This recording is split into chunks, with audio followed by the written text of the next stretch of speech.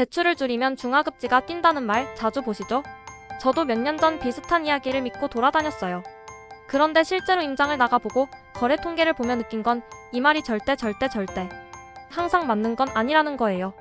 예를 들면 저는 현금 4억을 들고 노원성 복권을 돌아봤는데 규제 발표 직후에는 문의가 뚝 끊기다가도 교통호재 있는 단지만 외려 버텼던 경우가 있었어요.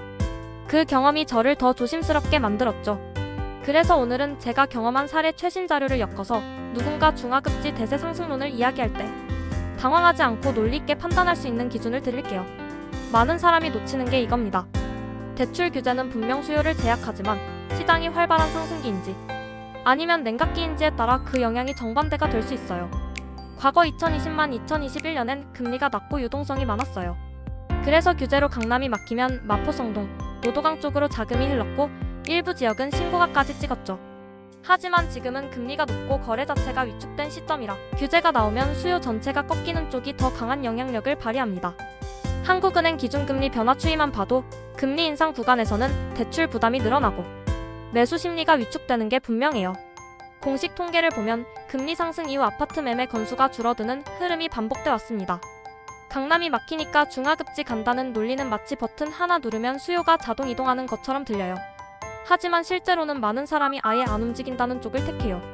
예컨대 대출 가능액이 줄어들면 한 계단 낮춘다는 사람도 있겠지만 자금 여력이 있는 수요층은 현금 동원하거나 가족 자금 끼워 넣어서라도 상급지를 포기하지 않는 경우가 많거든요. 즉 일부가 눈높이를 낮추는 건 맞지만 그보다 더 많이는 매수 보류 상태로 머뭅니다.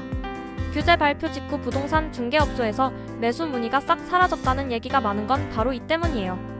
중하급지 상승이 가능하려면 강남 혹은 핵심지의 수요층이 그 지역을 대체할 만한 매력을 느껴야 해요.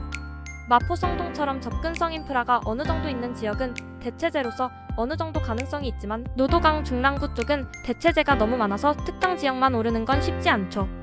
내가 보고 있는 지역이 대체 가능한 수요를 흡수할 수 있는가를 따져야 해요. 역세권 재개 발악군 호재 등이 있는지 살펴야 합니다. 대출을 줄이면 무조건 싼 동네가 오른다는 건 너무 단순화된 주장입니다.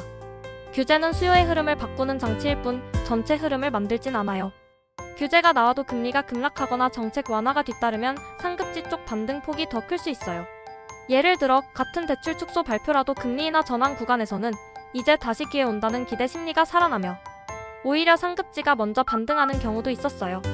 반대로 지금처럼 금리 부담이 크고 심리가 약한 시점에선 규제가 중하급지 상승이란 효과보다 오히려 거래 자체가 얼어붙는 효과가 더 큽니다.